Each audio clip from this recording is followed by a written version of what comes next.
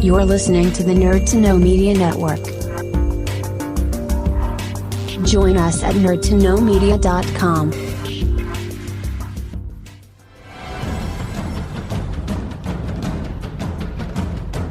Broadcasting from the Blanchistan Center, this is Phoenix FM. The internet is a communications tool used the world over where people can come together to bitch about movies and share pornography with one another. According to the Nerd Index, you should be upside down in a junior high toilet around the clock. This is... We'll do it live! Time goes in, time goes out. Never miscommunication. It's over 9,000! My name is Foxy. The balls are in there.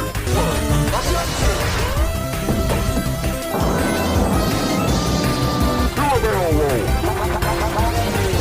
Don't face me, bro! It's a trap! I'm a firing leader! Time to Hey, Charlie, wake up! Hello, everybody, and welcome back to Nerd to Know Basis here on Phoenix 92.5 FM. With us, we have the wonderful cast of characters. Hey, it's Bryn. Hi, it's Katie. And Kian is currently AFK making a cup of tea because we are nothing if not professionals here. And I would like to start the show off with a formal affirmation. Bryn, I'm sorry for the slander I've thrust upon you. I finally watched The Expanse. Oh, thank God. Space Mormons. Oh. Space Mormons. Have you watched it as well, Katie? No, but I was one. Yeah, that's one of my favorite details from the earlier from the first book in the earlier seasons. Yeah, I remember because my brother watched it, and I remember walking in when he was watching it, and I was like, "Why is there a Moroni on that spaceship?" Because it's critical plot elements in my big space fantasy. It brought like old bad memories just screaming back. Yeah. But I'm like 3 seasons in, and it's great. It's bloody fantastic, isn't it? It just what I like to kind of echo a lot of the statements you were saying when you were selling it on us a couple of weeks ago. Like it's like it starts off as just really, really good character drama, just kind of with a kind of a spacey feel. And then when you kind of understand the way the world works and how the characters work, then it starts throwing high concept sci-fi at you. Yep. Space Mormons. Yeah. That's not even the high concept stuff, Katie. No, that's the normal. That's like, oh no, these people still have religion. These are still just no bum ass people, but now they're in space. It's one of those things that because I'm one of those people who has read the books as well, is that there's certain details that you just don't pick up on just from the show itself. Like the whole reason why the Mormons are making this giant spaceship to go into space in is because they can't stand because of the way things have gone on Earth. Everything is there's pretty much everything is it's become like a hyper controlled environment. So there's population controls and all this kind of stuff. So having a polygamist religion doesn't really fly, and there's a huge amount of that kind of stuff goes on. A huge amount of those factors force the Mormons into going, fine, we're going off into space to find somewhere where God will lead us to a promised land. Cute Tim Curry going space. Yeah, well, it's the one place that hasn't been touched by capitalism. Space. And in the setting of The Expanse, that's not remotely true. No, it's the opposite. Capitalism's reaches far and wide. Oh man, but yeah, it's so the show is so damn good. The acting in it is really, really stellar. Oh, everyone just nails it. Obviously, Avasarala, every word that comes out of that woman's mouth is just fire. Also, Kev, who's your favorite character and why is it Amos? God, you're not wrong. Except for when it's Bobby Draper. Oh yeah, it's mad that she used to be on Shortland Street. On what? Shortland Street. It was basically like the New Zealand version of Holby City. Oh. Yeah, and there she is in power armor. What? Like a lot of actors get their start on soap operas. Yeah. But especially in like Australia and New Zealand, that's very, very true. It's less true here. Yeah. I mean, look at the Hemsworths. Yeah. Yeah, nearly every and the single Minogues. actor to come out of Australia either comes from Home and Away or Neighbours. Yeah. Like, but this, like Russell Crowe, Nicole Kidman, Margot Robbie. Although One Face, I actually didn't expect to see in like an episode I recently saw. Just Simu Liu just showed up. the guy who played Shang-Chi.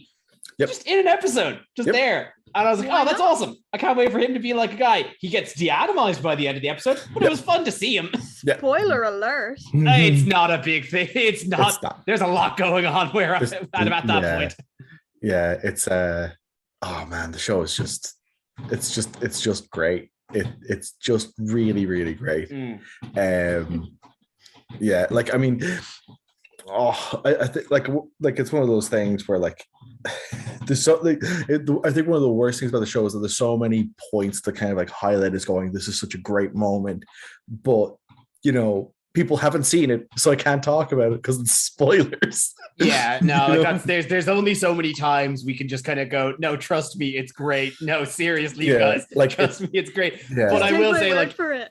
Yeah, if you have Prime and you're looking for something that kind of scratches the itch that The Sopranos or The Wire or some like really kind of high like kind of like golden era TV. I'm very content with calling it Game of Thrones in space.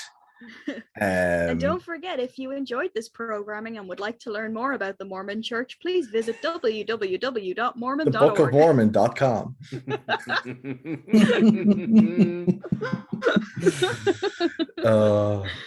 My favorite thing, just sidetrack on that, is like one of my favorite things I learned was that like when the Book of Mormon show was on initially, the Church of Mormon had bought out ad space on the back page of their programs, where it would just say the book is always better. Mm-hmm. They did the same with the episode of South Park where they were making fun of the Mormon Church, and the Mormon Church came out with an official statement that was basically just like, if you enjoyed that episode of South Park and would like to learn more about the Mormon Church, please visit www.mormon.org. Yeah, absolutely. I mean, even still, what I think is really, really funny is like, I mean, like that episode of South Park is one of my favorite episodes that they've ever done, mainly because I love how it ends, where it's still like the Mormons going, but we're actually just like, well-adjusted people, so it's really you who needs to sort out your life. Lies. Yeah, and but like, yeah, it's it's a real shame to watch that episode and then watch the new season and go, God, this show really lost its way. I mean, how long can a show run for before they just run out of ideas? How long can a show run for that's trying to remain topical nonstop? Yeah. Well, I think a huge amount of it is that like I think where the show really suffers from is that, like, when they started doing it, they were very much writing it still being in touch with who they were as kids. Yeah. And then okay, I'm late. I'm gonna say South Park. Yes. Yeah. And hello, everyone. By the way, thank you for outing my tea habits, Kev. Yeah. Consummate professionals. Yeah. Please don't tell anyone how I live. Yeah. An Irish person drinking tea, surely not. I'm this sorry, economy. What were your enlightened points on South Park? My apologies. Like, the show started off where it was like writing about the kids, and then over 10 seasons, it shifted to be more about the adults because they were now firmly adults. And, now they're at a point where they're so far removed from being kids that they can't really write about being kids anymore. Yeah. And, like they're just kind of they're just getting so far removed from it that, like, they're not really the same as the characters they're writing for anymore. But see, I mean, now, admittedly, I am late to the conversation, but I always thought that it was like they just moved the parent characters to the front the same way the Simpsons writers in their golden years kind of it became more about Homer than Bart, you know? Absolutely, but it's the same thing. It just took them longer to get to that point. But now they're at that point where they're past the curve of where like that works, because they were doing that, and then it just stopped. Like the jokes just stopped landing, you know. Like everything they did with Randy having Integrity Farms just didn't work. Outside of a couple of jokes here and there, it wasn't that funny. I like Towley being the scooter kind of messenger. Yeah, I know. Again, like I'm not saying that that there weren't funny jokes. It's just that like overall the premise wasn't super funny. Well, it started feeling like there was like kind of arcs and series as well, and well, yeah, they did that for like 3 seasons, and then they kind of just like did it for like half seasons, or like for 3 or 4 episodes, but then like after that they do standalone stuff. Like I think like 2 seasons ago they did one where it had so many references to David Lynch's Dune movie that I couldn't help but love it, because it's like that David Lynch's Dune is one of those films that like I know it's bad, but I love it. Awful. Oh, we just watched it for the first time the other night. It's so fascinatingly terrible. A lot of interesting ideas, interestingly presented, and none of them work. Awful movie. Awful. Yeah, but I can't stop watching it though. See, I feel like the movie would be twice as good if you took out, which I found out were studio mandated, if you took out all the bits of like hearing people's thoughts, like not even like mind reading, but you can just like now and again the character will just think, this is that character I hate. Yeah. And in the last half of the movie it doesn't happen, and you're like, oh, it's suddenly 10 times better. Yeah, it's that really weird like thing of like, it's not just that it's like their inner monologue, it's that they're whispering it. That's right. He's doing the voice. Could you imagine? I'd love to do an experiment where you took the original Star Wars, The New Hope, and just like had people like C-3PO whispering, "Here come the stormtroopers. I must run into this cupboard." That kind of thing. Yeah. I mean, it's one of those things where like that's a terrible idea. Like that's a terrible idea, but I kind of love it. But like, hey, listen, guys, don't announce our new hot plan on live radio. Yeah, we've got to make money here. Absolutely. But like one of the things I think is so interesting as well about that film is that like David Lynch was offered to do Return of the Jedi and he turned it down to do Dune instead. Oh no. I want to like, if I could ever go to an alternative universe, I want to go to the one where he did Return of the Jedi. Could you imagine, Stevie was pointing this out, could you imagine what something like the Sarlacc would look like in a David Lynch film? Or like the Rancor or the Ewoks, any of the weird creature things. Yeah, even the Ewoks, man. Like Jawas. I think the only thing more tantalizing to me as an idea of like, I don't know what's more exciting, the idea of like David Lynch's Sarlacc or David Cronenberg's Sarlacc. Oh. I feel like the Cronenberg Sarlacc you could kind of figure out, but like Lynch, no idea. It could be anything. Now you see, I think like I don't know what I'd expect from a lot of Lynch's Star Wars, but I'd expect there being a lot more Red Velvet. Oh my god! Like the trippy dream sequences would be great. Oh my god! Like I'm even imagining like a little moment where like Darth Vader like detects Luke landing on Endor, and like maybe like crossfades over, and lots of weird shots of 2D things flying and hands reaching out and that kind of stuff. Yeah. Just live on the front lines here. I decided to just look to remember. I was like, what else did Lynch do like that was notable that I'm forgetting? I don't have to find that he's uploading daily videos talking about the weather.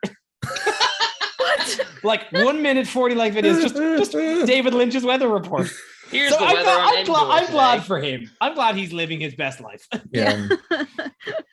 I didn't Living realize the he was dream. I didn't realize he was an aspiring weatherman, but here we go. I love the notion. I want to read his biography now and just discover that he just wanted to be a weatherman and he keeps ending up being a successful filmmaker by accident.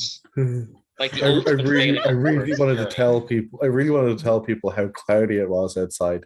That's why I decided to have that weird baby thing in a razor head. Oh, could you imagine how much, like, maybe that's why he did Dune. Like, could you imagine the weather reports on Dune? Like, this, like, big planet thing, and just, like, he's putting up these little worm pictures of all the places to avoid. Let's see. The weather outside today on Arrakis is Don't go outside. sand. It's 87 and sunny.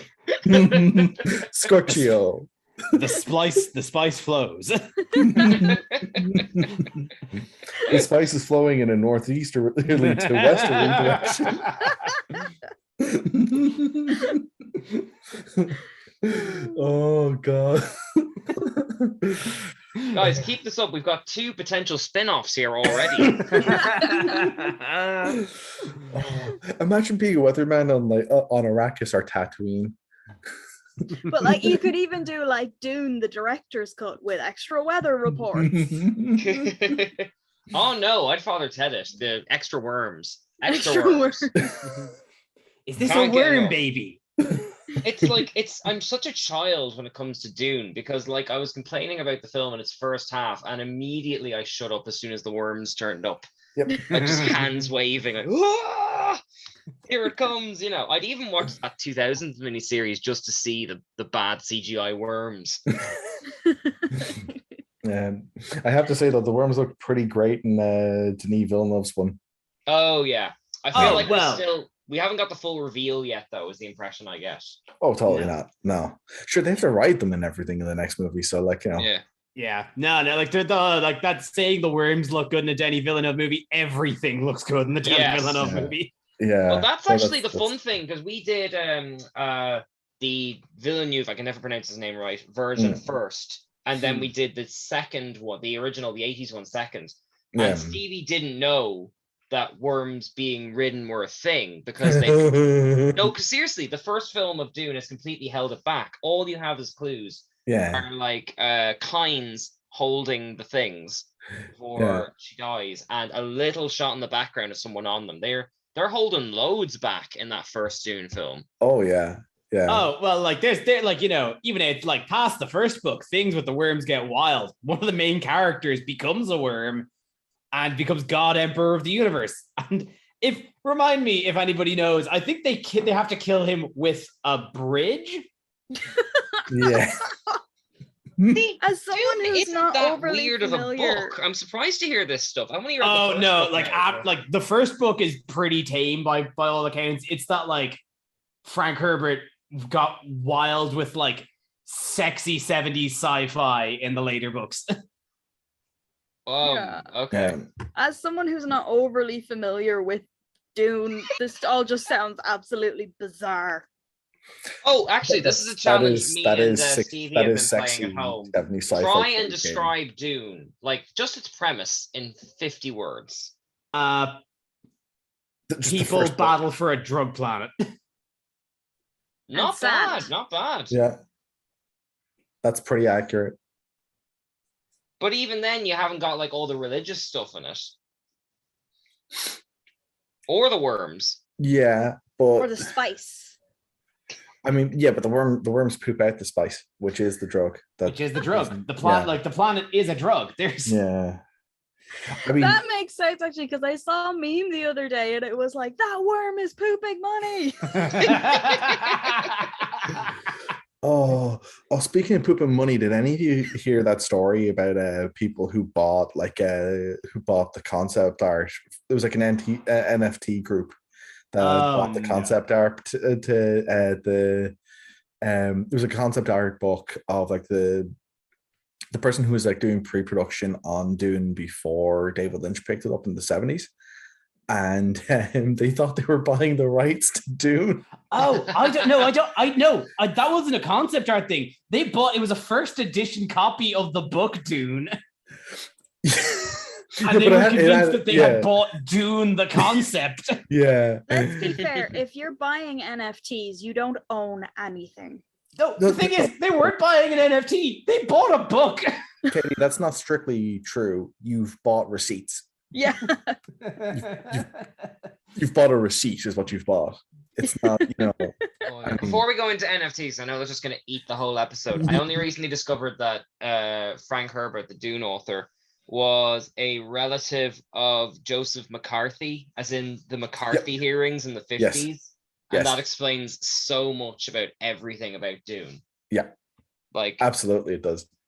Oh my God. Like, I mean, it's just, it makes me so happy to discover the world is just that small sometimes. Yeah. Like maybe like Leo Varadkar has a nephew somewhere who's waiting to create the great housing like sci-fi epic that we don't know about yet. Yeah. But it's like, the father of public relations was the nephew of Sigmund Freud. What? Yeah. Oh my God. Like this planet is wasted on 7 billion people if like everyone who changes the world is related, But this is why there's the great man theory. Yeah. Yeah. Which basically the concept is that there's basically two different there's two kind of competing theories for how things come about. One is the forces from historical forces surge things into a present fruition, and then the other one is the great man theory, which is that someone like Alexander the Great comes along and brings Macedonia into being a global power, or without Hitler, Nazism never happened. Without Churchill, there isn't a big surge in the British forces don't rally in World War II, that sort of thing. But because you can make these kind of connections, because again, it's with the idea that there's a 6 degrees of separation between you and everyone else on the planet. These kind of connections are more likely to happen than they are to not happen. Okay. See, I mean, I always thought it was the other way around, because you mentioned the pattern thing. Yeah. So I thought it was we have these big historical complicated events, and we sort of stifle through it and pick 4 or 5 important people and kind of bend everything around them. Well, it kind of make sense of it, Yeah, I mean, look, I'm not a history student, so don't take what I'm saying as I'm not a historian, so don't take what I'm saying as gospel. I've just between reading books and listening to people who know more than I do about it. No, don't mistake it. Bryn's not Dara. No. My understanding is that it's kind of like a combination of the two. There definitely are people who have an ability to bend reality to their will, and then there's the stuff there have been events that where it's just been this surge of historical forces have caused it to come through.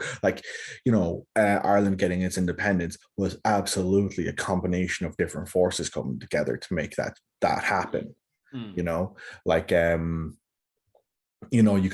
could nearly say the same thing happened with Franz Ferdinand getting assassinated, causing World War I and basically all of geopolitical history in the 20th century.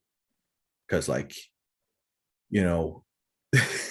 people I think it was Sarajevo. I'm probably getting that wrong, but he basically, there's a bunch of people were just sick of Franz Ferdinand and his ruling class making decisions that were negatively affecting their lives. So they went out and assassinated them. Their assassination attempt failed. So the guy who would kill him went off to his local deli to get a sandwich, who would come around the corner as he came outside. Franz Ferdinand, so he shot him in the face. Oh my god. I just the only thing that could have improved that story is if he was behind him at the deli. Like in a Coen Brothers film or something like that. That's a very Tarantino thing. No, I feel. Tarantino, like you're right, the guy crossing the road. Like What a way to go, though. Shot in the face when you're going to get a sandwich. Yeah.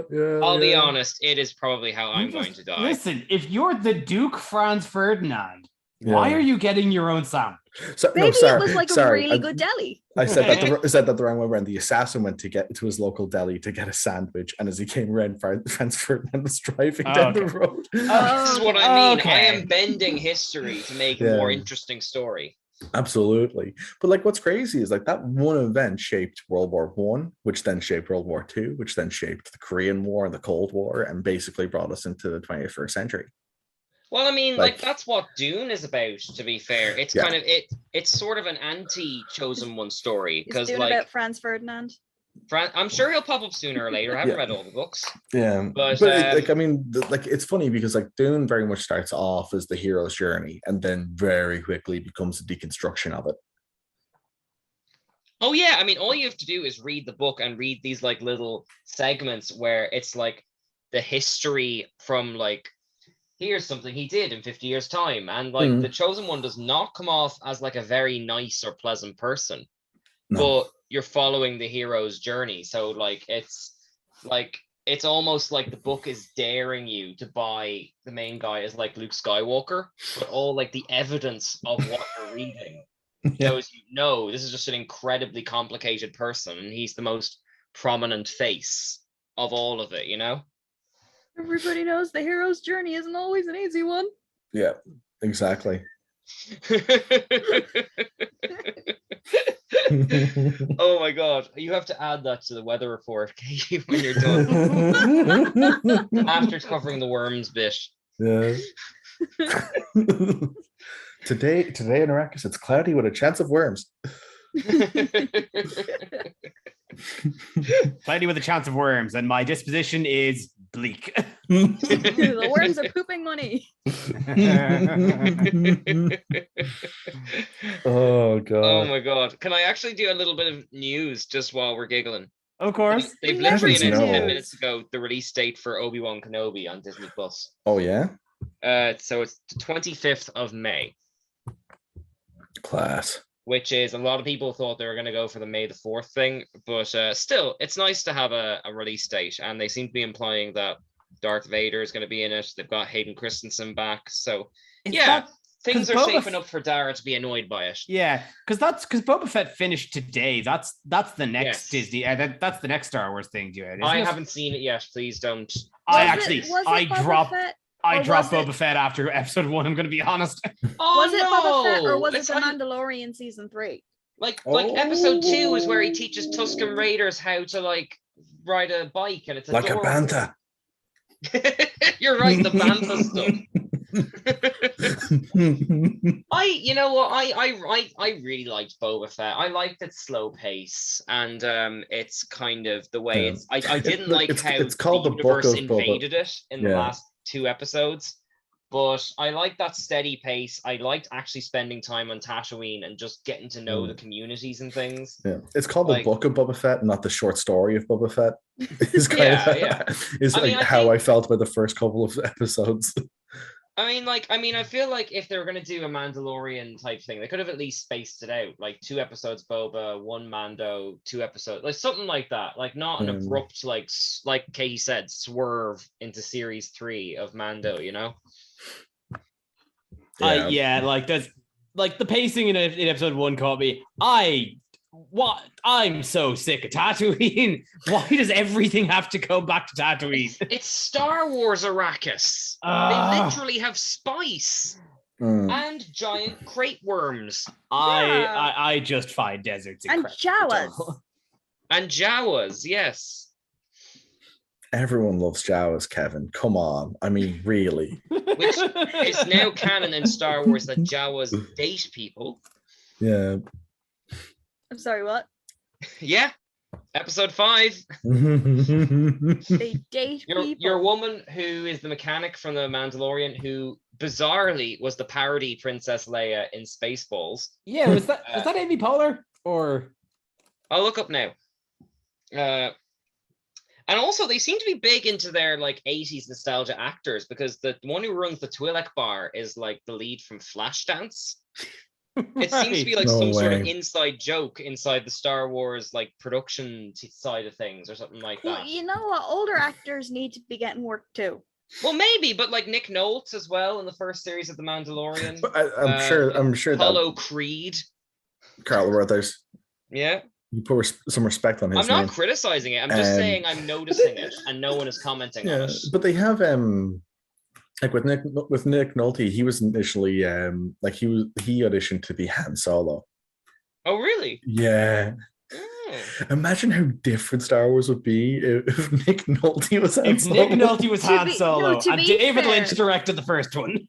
To be fair now, how annoyed would you be if you auditioned for a role and then they gave it to the carpenter? Fair, yeah. Yeah, that's a very fair point. That's basically like the Sideshow Bob's audition from The Simpsons, how that went down. Oh my god. But it's really, I didn't know that. That was so like I cannot imagine a world, like, I mean, no disrespect to the actor, I cannot imagine a world where anyone else plays Han Solo, even though we live in a world where I quite like the new actor who plays Han Solo. Oh, is that the same guy who's pushing to play Robin Williams now? This is news to me. I forgot it. What's his name? What's the guy's name? Oh, it's not Taron Egerton, but I know it. I think it sounds like Taron Egerton. No, it's not Taron Egerton. Google. I'm going to Google. Oh, I'm sorry. I'm still racking up 80s actors. The lead one from Cheers is also in The Bad Batch. Yeah. Alden Ehrenreich. Oh, okay. Never mind. No, that's someone else. Because I was about to say Ansel Elgort. No, it's not him either. No, there was another guy. Maybe he was in Rogue One. Maybe that's what it was. No, Kev's right. No, it was I'm Wikipediaing now. No, it wasn't the one from Spaceballs, the mechanic. Amy Sedaris, you're right. But still, a lot of 80s people. I mean, maybe this is Jon Favreau just because I think I think Favreau was still Book of Boba Fett, wasn't he? Yeah. I think the main director was the guy who did the vampire film with Tarantino. His name is completely fallen out of my head. He loves in all his films. Robert Rodriguez. Yeah. But I think Favreau did write all of it. Yeah. Oh well, if it was Robert Rodriguez, I can see why he's just pulling 80s actors out of the hat. Well, it explains the presence of Machete in as the Rancor trainer. Yeah, I was wondering if Danny Trejo was there. Danny Trejo is an absolute treasure. Yes, he is. There's a documentary on him, and I want to see it. Do you like? Is it called Machete?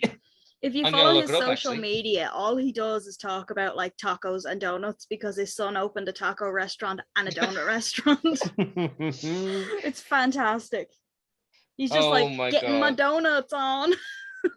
That's great. But that's something that's been under kind of examined about Boba Fett as well, at least up until episode 4, which is that people were complaining about the goofy bikers and kind of this weird there's a tech mod community, but it's super Spy Kidsy, and I'm down for it, you know.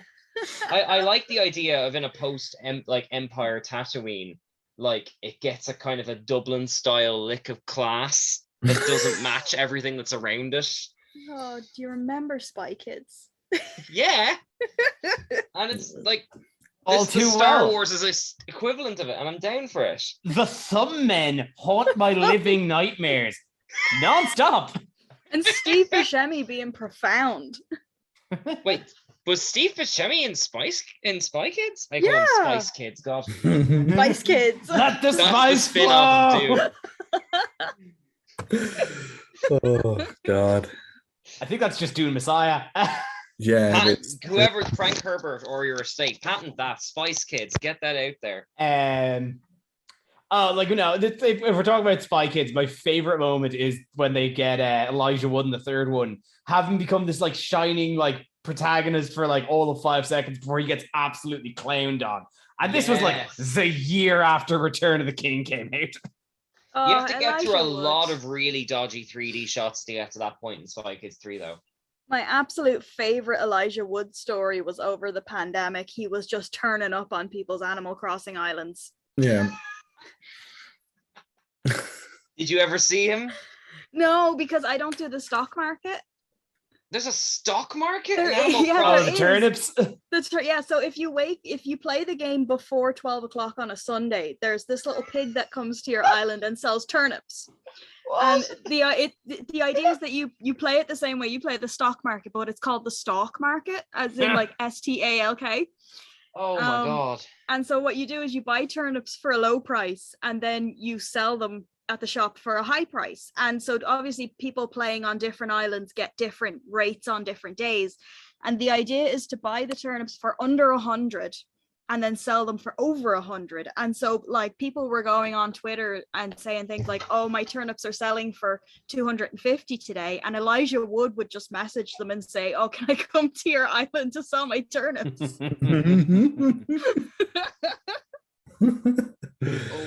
Oh, God my bless I've him. been playing Animal Crossing wrong. Yeah, see, I'm not getting up before 12 on a Sunday to buy turnips. It's just not happening. Yeah. Says Katie I and would people agree in with that, farm but I wouldn't towns. even include And on see, Sunday. they worked it out as well because you could get around that, say, if you just change the time on your Switch, you know. But if you do that, your turnips rot. Oh. So you can't, like, if you want to play the stock market, you have to do it on time. If you change the time on your Switch, your turnips rot and then they're worth nothing. Oh my god, I was not ready for maths on this show. Actually, I don't want to change the topic too much, but I did find the name of that documentary. It's called Inmate 1, The Rise of Danny Trejo, and it has an impressive 100% on Rotten Tomatoes, which I have never seen. I have seen. It's called Paddington 2. Yep. I would agree with that, but this film's been out 2 years. That's a lot of time for someone to get annoyed at it and downvote it, you know? Was it the new Spider-Man or something that got like the highest ever rating on Rotten Tomatoes? Oh, I don't trust those. I feel like you should give it like 6 months because you've got the hype. No, it's so good though, Keen. It's so good. I seem to be the only one who's like slightly ambivalent to the newest Spider-Man film. Oh no, and you know what? You know me, I have been Marvel's biggest critic for so long, and That's true. It was wonderful. Okay, all right. The nostalgia. Oh. I know, but nostalgia is fickle. Yeah, but I'm a sucker for nostalgia. Maybe we I'm all fickle, are. That's the problem. I'm personally a sucker for Willem Dafoe. Oh, Willem Yes, Dafoe, yes. he's wonderful. Yeah. I grew up at a time where I was not a big fan of Tobey Maguire's Spider-Man movies, or a big fan of Andrew Garfield's one, so I wasn't going like, oh my god, it's them again. I was like, no, but you know what I mean? I wasn't either. Like, look, well, obviously when I was a kid, I loved the Tobey Maguire ones because I was a kid. And then when I watched them as an adult, I was like, these are so cringe. And then I couldn't even get through the Andrew Garfield ones, but still seeing them in the new one was just like, like I actually did. I like that this one had the good sense to go, there's nothing scarier than Willem Dafoe's face. Yeah.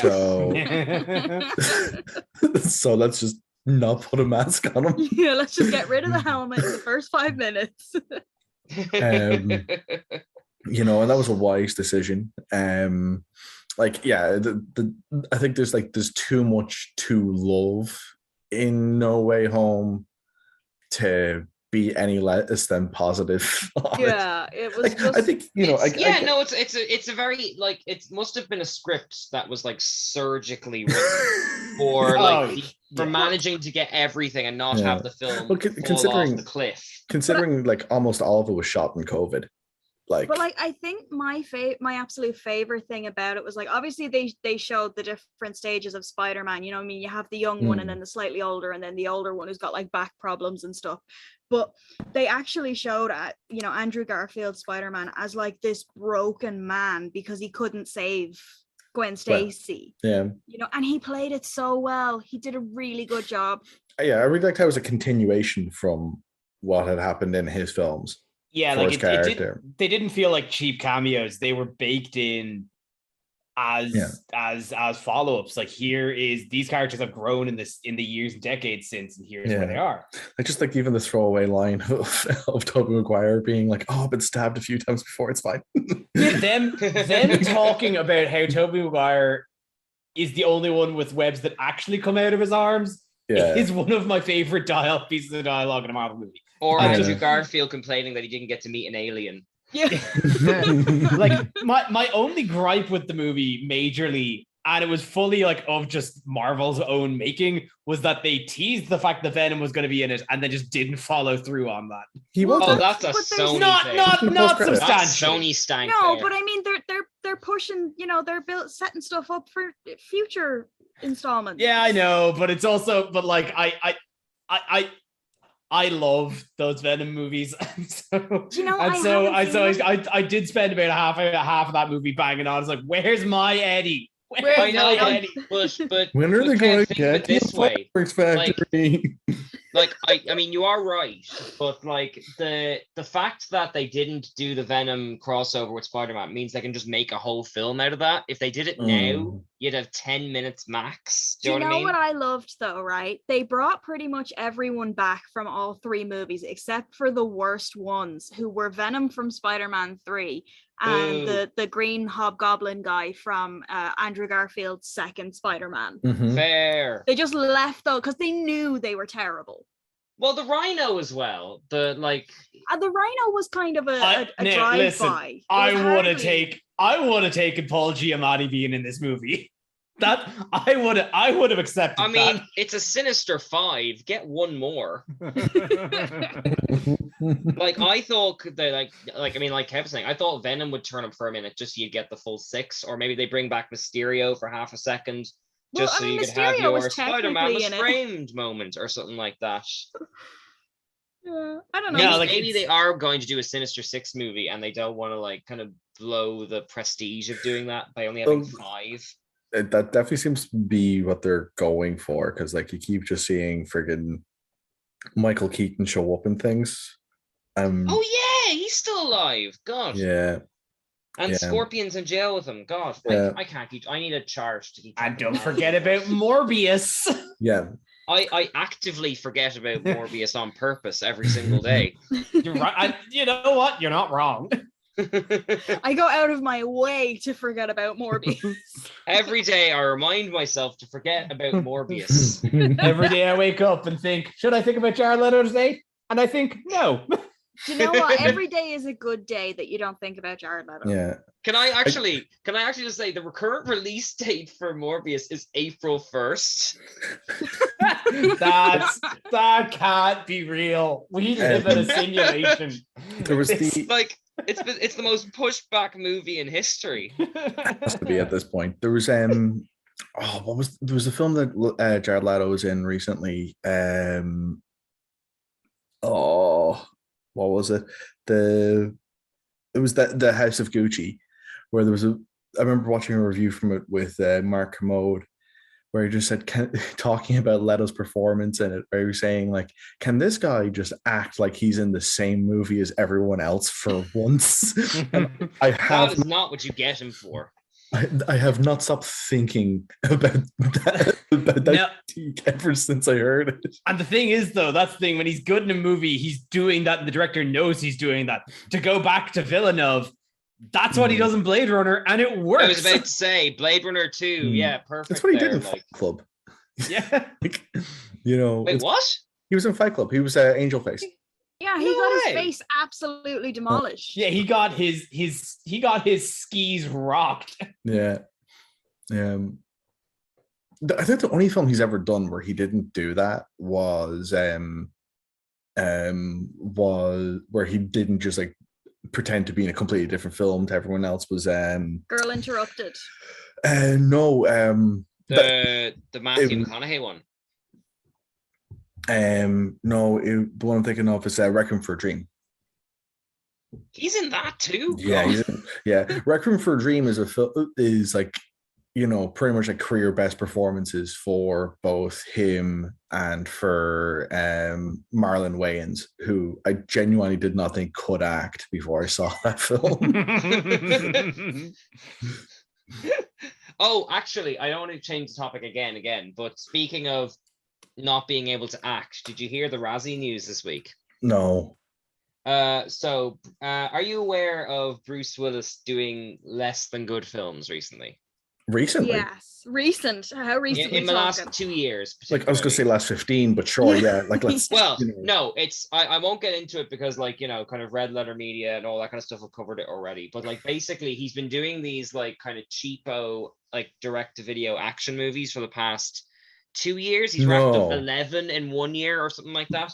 And now the Razzies have had it's those movies where he's in it for 2 minutes and he's 90% of the budget, but they put him on the poster, that kind of thing, and it's really cheap. Oh, brilliant. So anyway, they have had to create a category at the Razzies just for Bruce Willis. Nominated 5 times for 5 different movies, all from the same production company. I'm going to get the details of it now. Well, I mean, like, yeah, I'm not surprised he's only going to be in it for 2 minutes. I think every contract he signs, he is only on for 1 day of shooting. It's something like that. Yeah. It's like 2 days shooting and he gets paid like a couple of $1 million, that kind of thing. I think the last thing I saw him in was like probably Glass, and that movie just did not need to be made. That is the last, you're right, Kate. That is the last like studio big budget thing he's done in the last 4 or 5 years. I voided that from my mind because I was thinking about Die Hard 5 when I was trying to think of the last thing I saw him in. Yeah, I think Die Hard 5 might be the Split started out so good. Like so good. And then they did Glass and it was like, oh, they're superheroes. Yeah. But that was just I'm like trying to chase a trend, it seems, more than anything else. Yeah, I'm pretty sure the last thing I saw Bruce Willis do from a big budget film thing was Die Hard 5. And I mean, like, that just did not need to be made. Yeah, the thing before that was Red, the thing about the old retired people being thrown. Oh yeah, I saw Red 2 recently, yeah. Red was okay. It was the most okay film I've ever seen. I think it's really interesting to compare it to the graphic novel it's based on. Okay. Because like they kind of just took the title and not a lot else. They did an I Am Legend job. Yeah, I mean it's but the title's just the word red. Well, like they basically just took a fraction of the premise and the title, and that's it, pretty much. It's like Wanted or I Am Legend, where it's very in name only. Yeah, it's like very, very, very loosely based. So I just want to clarify my Bruce Willis comments. I'm reading this off the Sky News. A new special category was also introduced to this year's awards: worst performance by Bruce Willis in a 2021 movie, because he's going up against himself 8 times for the films American Siege, Apex, Cosmic Sin, Deadlock, Out of Death, and they don't list the other 3, unfortunately. Aww. You know what, though? He's making his money, and that's all that matters. No, that is not all that matters. What about integrity? This is Bruce Willis we're talking Willis about. Is way past integrity at this point. Bruce Willis lost integrity in Die Hard 4. I would say Bruce Willis lost integrity in after Armageddon, but let's not split hairs. Yeah. The only thing that's got more nominations than Bruce Willis is something called Diana the Musical, which I've not heard of, and I'm very intrigued about now. Like, I'm not even one of those like seek out so bad it's good, bully an unpopular thing type people, but that's just a fantastic 3 words to put together to get my attention. The only thing would be better if it was Bruce Willis the musical. Also, Bruce Willis as Diana in Diana the Musical. Make it happen. Yeah, take my money. Although, if we're being honest, it would be like mostly a stunt double if the other films were anything to go by. Probably. Okay, well, I think that brings us to about time. What? Really already? Yeah. No, I know I was late, but still. We rode some sandworms over the dunes of irrelevant nonsense for about 50 minutes straight, and here we are. And the weather outside is still sand. So, The chance of worms has decreased, though. For now. For now. So, if any of you all have anything to plug, get it out of the way now. All right, I'll go first because I arrived last. Yep, I am currently running drama classes on behalf of all of LULZ Ireland on Friday evenings. If you want to try drama for free, you can find us there. The sessions are over Zoom. I am also currently reviewing all the Batman films from Geek Ireland. They go out every Monday. So please check them out, give them the clicks. I love getting the comments and arguing in Batman voices and cap locks. So find me there.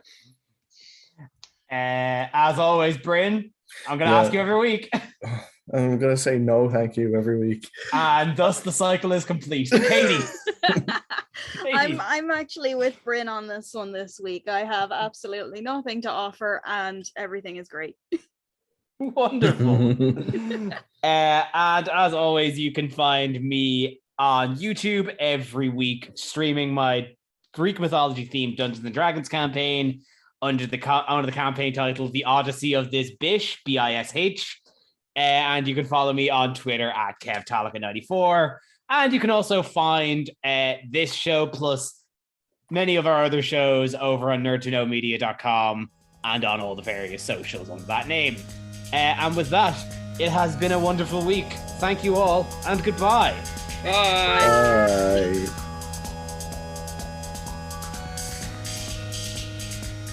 This is Dave Stevens from the Wrestling Rewind, the only show hosted by fans that don't hate wrestling. Watch our live videos on all streaming services and YouTube. Audio debuts Tuesdays at 8 p.m. GMT on Dublin's Phoenix FM and is available on all platforms Thursdays.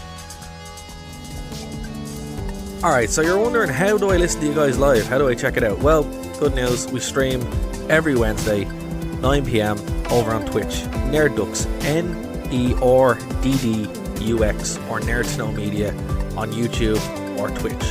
That's how you're going to be able to catch us. Hope to see you in the live chat.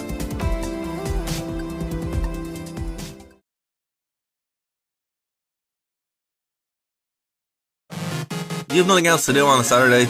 Do you like nerd things? Now check out Nerd to Know Basis here on Phoenix 92.5 FM, 5 p.m. to 6 p.m. And then head over to nerdtoknowmedia.com for all of our shows as part of the Nerd to Know Media radio network.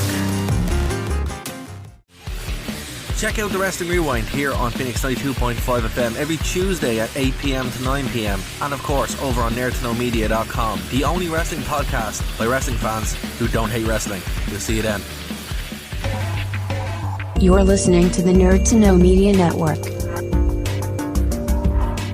Join us at nerdtoknowmedia.com.